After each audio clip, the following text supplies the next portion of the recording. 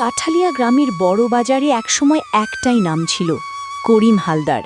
টাকা, সোনা, রূপা, ক্ষমতা আর প্রভাব সবই ছিল তার দখলে। কিন্তু সে ভুলে গিয়েছিল একটা জিনিস, মানুষের অভিশাপ আর কান্না কখনো মাটিতে মিশে যায় না। সেগুলো একদিন ফিরে আসে, আরও ভয়ঙ্কর রূপ নিয়ে। এক ভিখারির অসহায় চোখ, এক নতুন ব্যবসায়ীর সাহস, আর এক ধনী মানুষের জ্বলন্ত ঈর্ষা।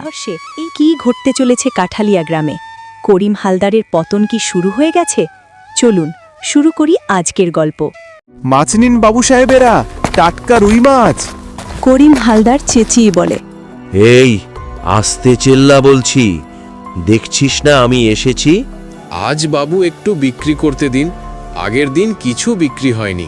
পচা মাছ বিক্রি করিস, তো লজ্জা লাগে না?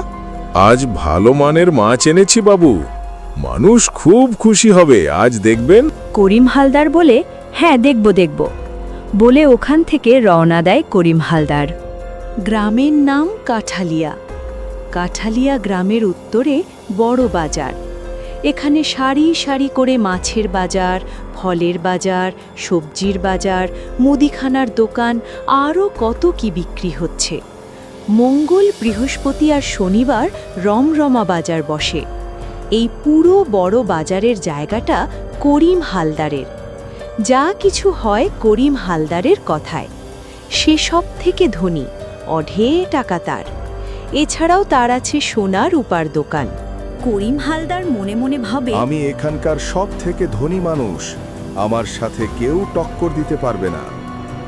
ভিখারি সাহেব আস্তে আস্তে এসে করিম হালদারকে বলে, আমাকে কিছু দেবেন সাহেব, আমার পরিবার দুদিন ধরে না খেয়ে আছে।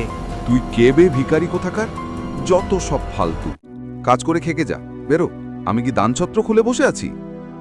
সাহেব, আপনি দয়া করুন, আপনি যদি একটু মুখ তুলে তাকাতেন। তুই বেরোবি না? তোকে ঘাড় ধাক্কা দিয়ে বার করব। না সাহেব, আমি চলে যাচ্ছি। এরপর গরিব ভিখারি ওখান থেকে চলে যায়। আর করিম হালদার মনে মনে ভাবে, টাকা যত বাড়ছে ততই মনে হচ্ছে কম আছে। ইস, গ্রামের সবাই একদিন আমার কাছে হাত পাতবে, তখন বুঝবে ধনীর দাম কত। সে চোখ বন্ধ করে, যেন কল্পনা করছে গ্রাম তার সামনে নত জানো। পরের দিন সকালে ঘুম থেকে উঠে দোকানে গেল করিম হালদার। গিয়ে দেখল একজন লোক নতুন বাজার খুলেছে। সেখানে নতুন ব্যবসায়ীরা নতুন নতুন দোকান দিচ্ছে।